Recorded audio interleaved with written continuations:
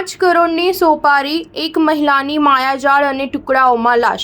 વિદેશી સાંસદના મર્ડર કેસમાં હની ટ્રેપનો એંગલ।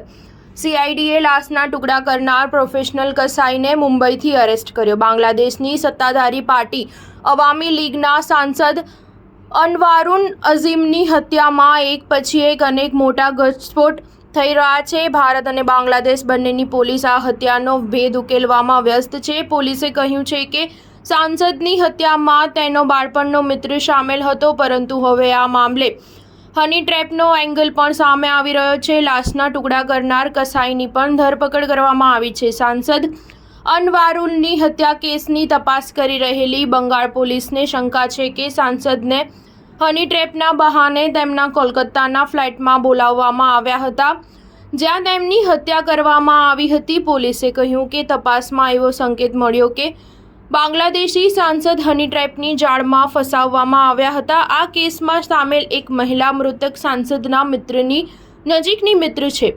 આ જ મહિલાએ સાંસદ અનવારુલને તેના કોલકાતાના ફ્લેટમાં બોલાવ્યા હતા। પોલીસને શંકા છે કે ફ્લેટમાં ઘૂસ્યા બાદ તરત જ તેમની હત્યા કરવામાં આવી હતી। સીસીટીવી ફૂટેજમાં અનવારુલને એક પુરુષ અને એક મહિલા સાથે ફ્લેટમાં અંદર જતા જોવામાં આવ્યા છે।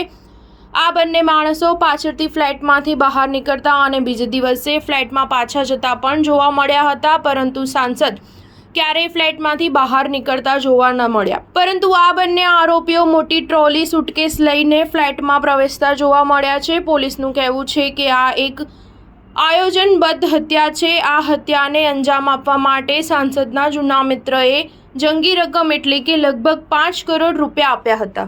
સ્ટાર ન્યૂઝ 7 હંમેશા સચ્ચાઈની સાથે।